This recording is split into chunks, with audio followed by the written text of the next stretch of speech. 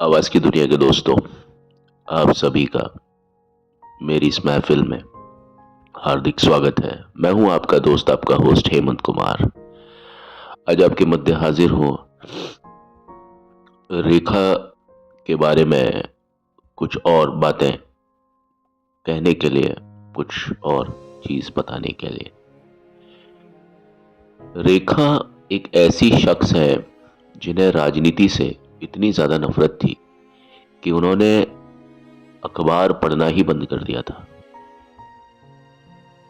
ये जानकर के शायद कई लोगों को ताज्जुब हो, लेकिन ये बात बिल्कुल सही है।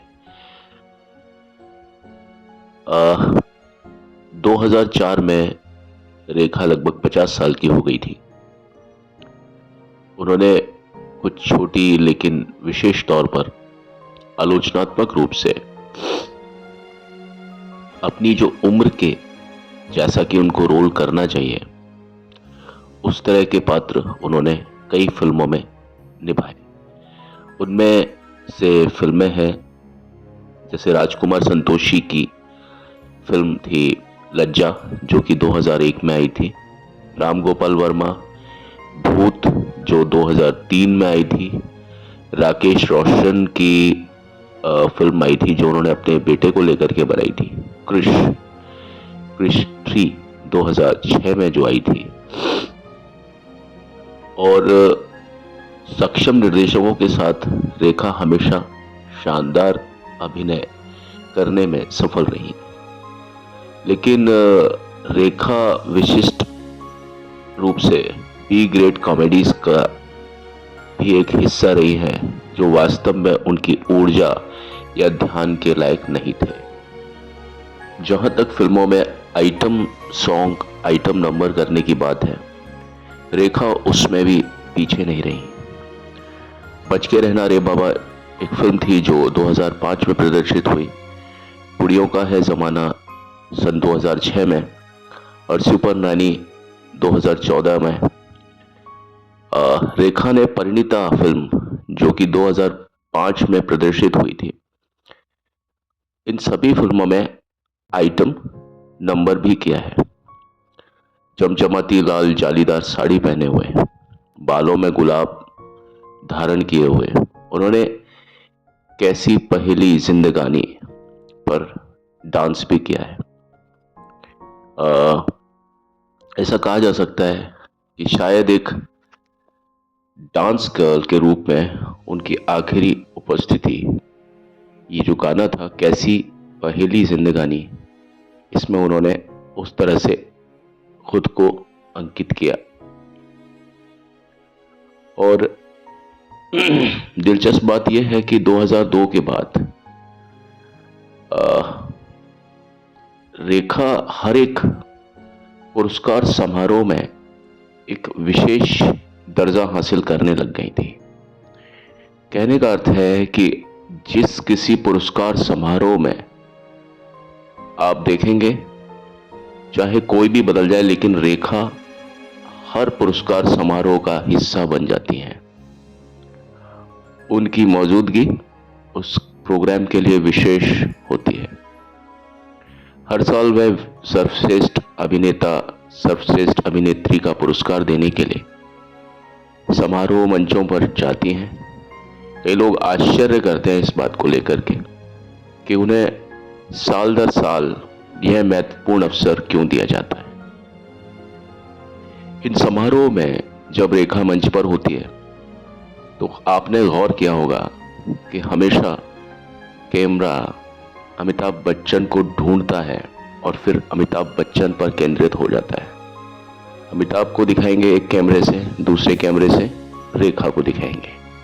उनके रिएक्शन, उनके फेस एक्सप्रेशंस एक दूसरे के प्रति, और ये सब चलता रहता है। यह कुछ हद तक ऐसी घटना, इस तरह की बात है जैसे कि एक राष्ट्रीय संस्कार बन गया है, और हर एक व्यक्ति को उन पुरस्कार समारोह में इस तरह की बातों का, इस तरह के दृश्यों का बड़ी ही बेसब्री के साथ इंतजार रहता है। ये जो चीजें हैं, ये उनके कथित संबंधों के प्रति देश के आकर्षण, जो उनका लोगों के बीच में जो उनका एक तिलिस्म है दोनों के बीच का, वो उसके बारे में कुछ ना कुछ बताता है। रेखा की कोई भी टेलीविजन उपस्थिति उनके के अप्रत्यक्ष संदर्भ के बिना पूरी नहीं होती है। कहने का तात्पर्य यह है कि रेखा से जो प्रश्न पूछे जाते हैं उन पुरस्कार समारोह में, उनमें कोई ना कोई जिक्र अमिताभ बच्चन का डायरेक्टली इनडायरेक्टली उन्होंने या कहीं कोई ऐसी चीज बोली जाती है जो हमें समझ में आ जाती है। दर्शक बेवकूफ नहीं होते। तो पूरा जो प्रोग्राम है वो इन दोनों के रिश्तों को केंद्रित करके बनाया जाता है। उसमें ये एक मेन अट्रैक्शन यानी मुख्य आकर्षण रेखा और अमिताभ के बीच की ये केमिस्ट्री, उनका कभी कोई रिश्ता रहा था आज उसके ऊपर इन दोनों के आपस में क्या हाव भाव रहते हैं। बोलचाल तो बहुत समय से बंद है जैसा कि आप जानते हैं। तो ये चीज आपने भी शायद इस बातों को महसूस किया होगा। चाहे कोई चुटकुला बोले वहां, चाहे कोई बात हो, कोई जिक्र हो, या और कुछ नहीं तो अमिताभ बच्चन के गाने गाकर रेखा के सामने और फिर उनके फेस एक्सप्रेशंस को नोट किया जाता है। अपनी ओर से रेखा ने जो एक मीरा होती है वास्तविक रूप से, इस प्रकार से उनकी जो छवि है वो मीरा की छवि हो गई है। सन 2009 में अमिताभ और रेखा ने एक बार फिर से अपने रिश्तों को लेकर के सुर्खियां बटोरी और मौका था 54वें यानी 54th फिल्म फेयर पुरस्कार समारोह का। अमिताभ बच्चन अपने बेटे अभिषेक और बहू ऐश्वर्या राय के साथ पहुंचे थे, शायद आपको ध्यान होगा ये सीन। और तभी क्या देखते हैं कि साहब रेखा भी वहां पर आ गई थी। और पहले तो वो अभिषेक के साथ खुशियों का आदान प्रदान करते हुए दिखाई दी, साथ में ऐश्वर्या राय भी थी। लेकिन अमिताभ को दूसरी तरफ देखते और फिर तेजी के साथ में चलते हुए देखा गया और वो अमिताभ और रेखा के बीच का एक संबंध पूरी तरीके से इस प्रकार जाहिर हो ही जाता है। अमिताभ जहां तक होता है रेखा से दूरियां बनाते हैं। कैमरे में दृश्य की जो होते हैं, कैमरे में जो दृश्यों को कैद किया जाता है, टेलीविजन और प्रिंट में पूरी तरीके से इन बातों को फैलाया जाता है। एक पुराना एक किस्सा, कोई भूली बिसरी दास्तान, एक पुराना जुनून हर बार इस तरह से फिर से पुनर्जीवित हो जाता है और हर कोई ये जानना चाहता है कि आखिर अमिताभ बच्चन और रेखा के बीच संबंध क्या है।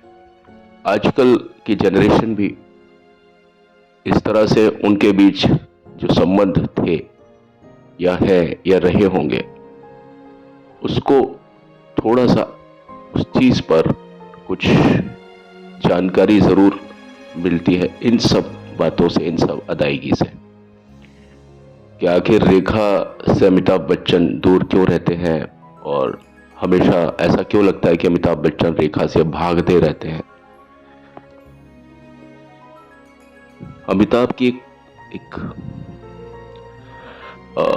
किताब आई थी, उसका नाम था the making of a superstar, जो कि 2006 में उसका इनॉग्रेशन हुआ था। तो उनकी जो लेखिका हैं सुष्मिता दासगुप्ता, वो कहती है कि उन्होंने अमिताभ बच्चन पर विश्वास किया जब उन्होंने रेखा के साथ अपने कथित संबंध को बिल्कुल सिरे से खारिज कर दिया। अमिताभ बच्चन ने इस समय तक आते आते जो भी संबंध की बात, जिस तरह के संबंध की बात रेखा के साथ की जाती है, उन सभी बातों पर पूर्ण विराम लगा दिया, यह कहकर कि मेरा रेखा के साथ कभी किसी प्रकार का कोई अफेयर, कोई रिश्ता रहा ही नहीं। लेकिन जब रेखा उनके पास आई तो वो अचानक उठकर दूर चले गए। तो यहां सुष्मिता दासगुप्ता को भी कुछ लगा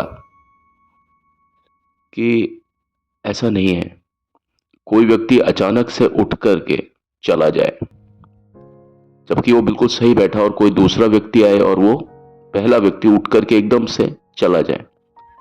तो यहां ये जो बात है, ये इस बात पर मोहर लगा देती है, आपका विश्वास पक्का कर देती है कि हाँ, कभी उनके बीच कुछ अफेयर जरूर रहा था।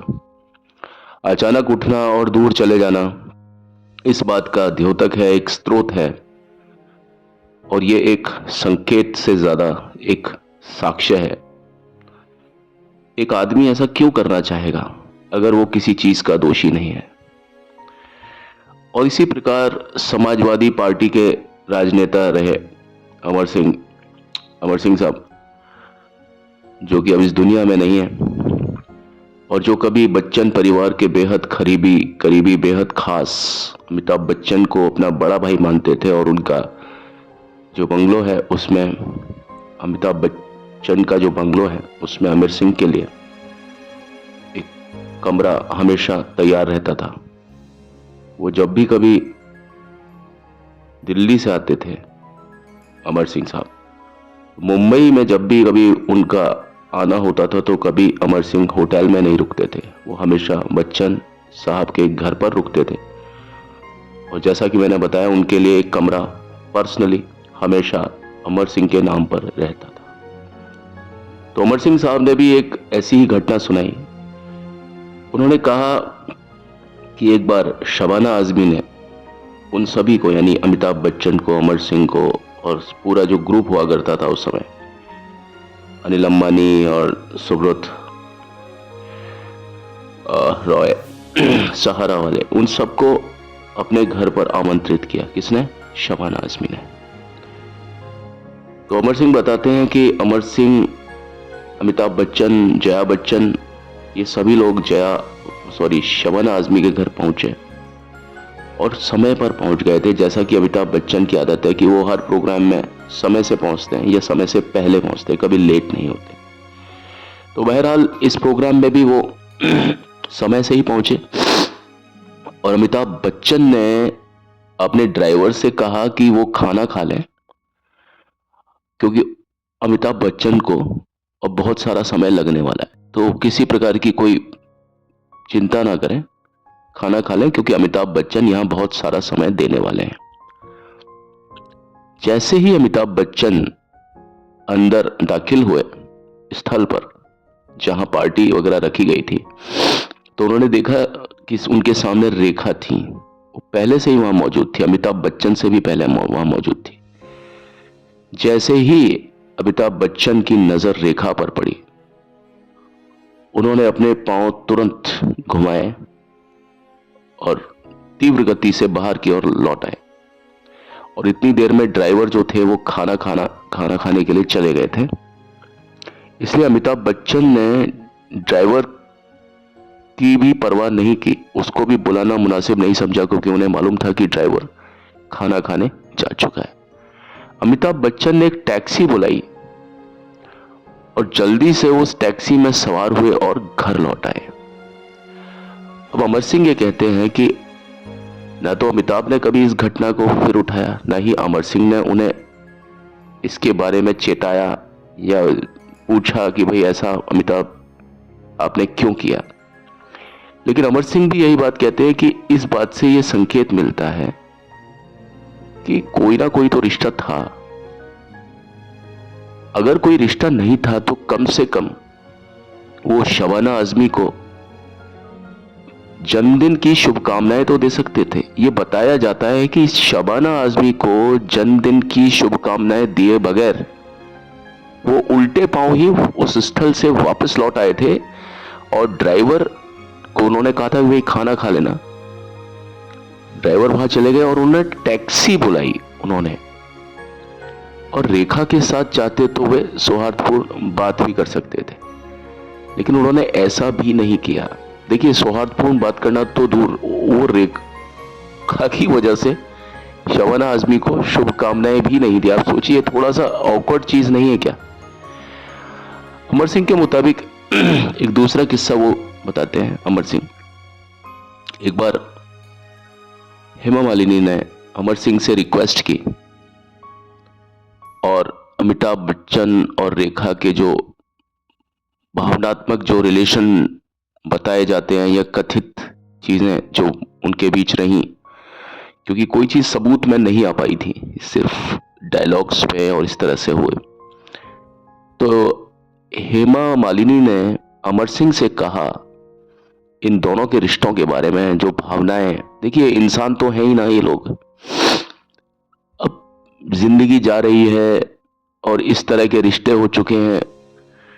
कहते हैं ना कि किसी रिश्ते का अगर कुछ हो ना पाए तो उसको एक खूबसूरत अंजाम देकर छोड़ना अच्छा। तो ये खूबसूरत कोई अंजाम होना चाहिए ना इन रिश्तों का। रेखा और अमिताभ बच्चन के रिश्ते हैं बड़े अजीब से हैं कि भाई एक जना जाता है तो दूसरा उस जगह पर पहुंचता है तो पहले ही उस जगह से हट जाता है। ये चीज शायद हेमा मालिनी को थोड़ा दुख देती होगी, तो उन्होंने सोचा कि ऐसी चीज ना हो, कुछ ना कुछ ऐसी चीज हो इन लोगों के बीच में कि भाई ठीक है, एक सौम्यता कुछ होनी चाहिए आपस में, इस तरह से नहीं होनी चाहिए। और हो सकता है ये चीजें रेखा को बहुत ज्यादा दुखी करती हो। तो इस बारे में हेमा ने अमर सिंह से पूछा कि अगर वो अमिताभ बच्चन को अपना बड़ा भाई मानते हैं तो रेखा भी फिर, हेमा मालिनी बताती हैं कि रेखा भी फिर मेरी दोस्त है, तो जब आप अमिताभ बच्चन को अपना बड़ा भाई मानते हैं तो आप इस संबंध में कुछ करते क्यों नहीं। लेकिन अमर सिंह ने कहा कि वे लोगों के निजी मामलों में शामिल नहीं होना चाहते। देखिए अमर सिंह ने भी अपनी बात सही थी, उनकी बात भी कोई गलत बात नहीं थी। अमिताभ बच्चन को भले ही वो अपना भाई मानते होंगे, अगर अमिताभ बच्चन उनके खास भाई होते, बड़े भाई होते, खास भाई भी होते, तो भी इस तरह के जो मामले होते हैं ना वो पर्सनल मामले होते हैं, निजी मामले होते हैं। और जब तक कोई व्यक्ति खुद पहल ना करे अपनी तरफ से, अमिताभ बच्चन अगर अमर सिंह से कहते रेखा के लिए, तो अमर सिंह फिर भी कुछ पहल कर सकते थे। लेकिन अब देखिए कि जब इंसान बहुत बड़े हो जाते हैं, अपनी उम्र में भी, अपने तजुर्बों में भी, अपने ओहदों में भी, तो शायद इस तरह की बातें करना ठीक ना हो। लेकिन फिर भी ये उम्मीद की जा सकती है कि भाई कहीं ना कहीं कुछ ना कुछ ठीक होगा। सन 2012 में कांग्रेस ने रेखा को राज्यसभा के लिए नामांकित किया। यह आश्चर्य की बात थी क्योंकि रेखा ने कभी भी राजनीति या समाज सेवा की ओर, मतलब राजनीतिक या राजनीति से प्रेरित समाज सेवा की ओर कभी रुझान नहीं दिखाया था। शबाना आजमी, नरगिस या पृथ्वीराज कपूर जैसे अधिकांश अभिनेता जो राजनीति में आए थे, उन लोगों का राजनीति में झुकाव जरूर था। राजनीतिक या सामाजिक कार्यों में भी उन लोगों ने अपनी ओर से रुचि दिखाई थी।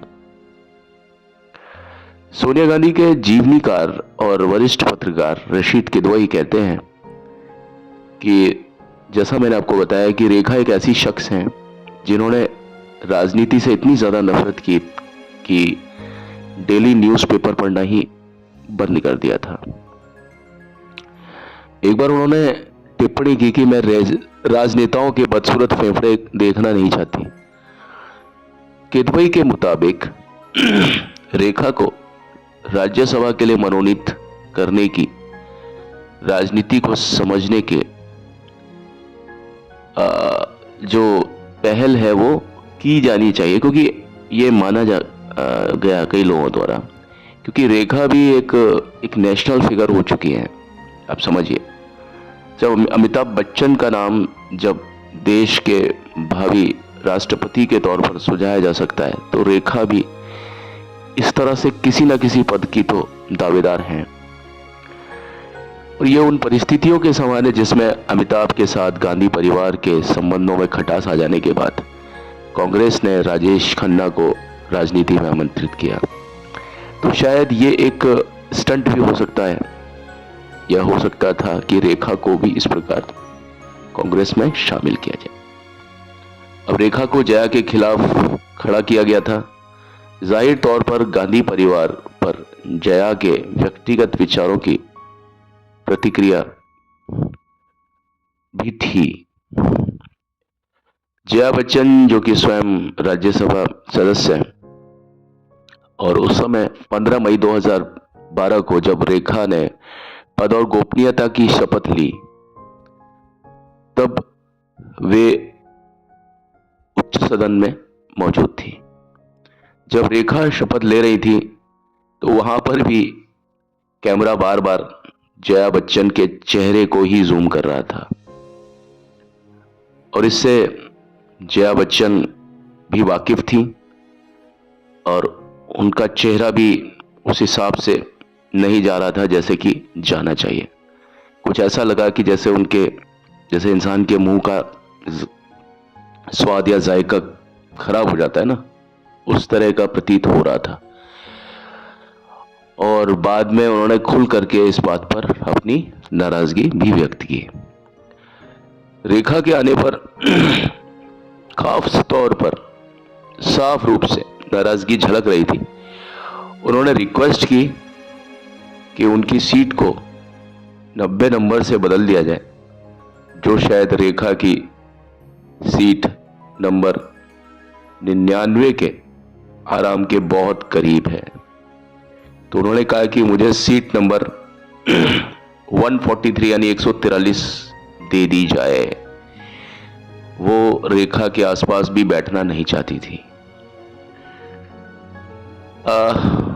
लेकिन रेखा ने इसके बारे में कभी कोई टिप्पणी नहीं की। उन्होंने राज्यसभा में केवल कुछ ही शांत और घटनाहीन उपस्थिति दर्ज की है, आपने भी इस बात को नोट किया होगा, और उनकी भूमिका को अधिक गंभीरता से नहीं लेने और संसद में उनकी बेहद कम उपस्थिति, लगभग 6% उपस्थिति उनकी रही, इसके बारे में रेखा की बहुत ज्यादा आलोचना भी हुई।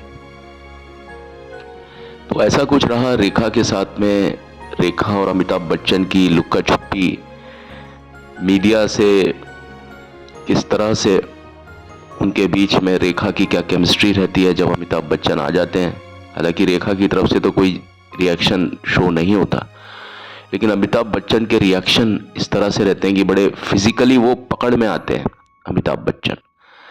रेखा ने कभी भी किस तरह की कोई हरकत नहीं की कि अमिताभ बच्चन उन्हें दिखाई दिए और रेखा उस जगह से तुरंत प्रभाव से लौटी, बल्कि रेखा शायद अमिताभ की वजह से ही आती है, ऐसा लगता है। और अमिताभ जब आते हैं तो वो रेखा की वजह से ही उल्टे पांव वापस लौट जाते हैं, ये भी लगता है।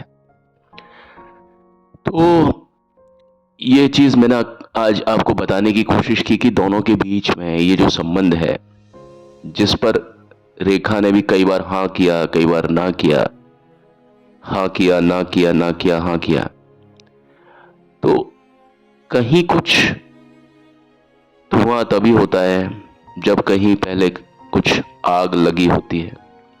क्योंकि इस तरह का जो रिएक्शन होता है ना आपस में, एक के आने पर दूसरा व्यक्ति चला जाता है, तुरंत प्रभाव से चला जाता है, थोड़ा बेतरतीब तरीके से उस जगह से ही गायब हो जाता है, ये कहते हुए कि साहब मैं तो अभी रुकूंगा, यहां पर टाइम लगेगा मुझे। और मालूम चलता है कि वो व्यक्ति जिसकी उसने कल्पना नहीं की होती है, वो व्यक्ति उस पार्टी में मौजूद होता है, तो वो व्यक्ति अपना दिल दिमाग का विवेक कुछ देर के लिए खो देता है, और वो व्यक्ति जिसके पास में कार के जखीरों का कोई कमी नहीं है, वो व्यक्ति तुरंत प्रभाव से टैक्सी पकड़ता है और वापस लौट जाता है अपने घर को, बिना कोई शुभकामनाएं दिए उस व्यक्ति को जिसके जन्मदिन पर वो व्यक्ति उस जगह पर आया था। तो ये कुछ बातें जो हैं, ये इस बात को साबित करती हैं कि कहीं कुछ था, और कहीं नहीं बहुत कुछ था जो अमिताभ बच्चन और रेखा के बीच रहा। उसकी चिंगारी उठी और आज भी वो कहीं दबी हुई है और सुलग रही है। और ये जानते हैं आप कि जब तक चिंगारी सुलगती है वो जली हुई चिंगारी से कहीं ज्यादा असरकारक होती है, क्योंकि वो फिर से दहक सकती है। लेकिन अमिताभ बच्चन अब उस उम्र पर, उस पड़ाव पर पहुंच चुके हैं। वो इतने समझदार व्यक्ति हैं कि वो जानते हैं कि वो इस समय, मतलब अमिताभ ने हमेशा जिंदगी में बहुत सोच समझ के साथ, बहुत सूझबूझ के साथ कार्य किया। चाहे फिल्मों की बात हो, चाहे जीवन में हो, हर जगह पर उन्होंने एक संतुलन बनाए रखने की कोशिश की। और ये उनकी जिंदगी का एक संतुलन है, एक डिसिप्लिन है, जो कि अमिताभ बच्चन को हर पल अमिताभ बच्चन ही बनाता है, कोई और नहीं। रेखा भी है अपने तौर पर बड़ी जिम्मेदार। उन्होंने अपनी फैमिली को जिस प्रकार खड़ा किया, अपनी माँ के लिए वो माँ बन गई, जैसा कि मैंने अपने पिछले अध्याय में आपको बताया था।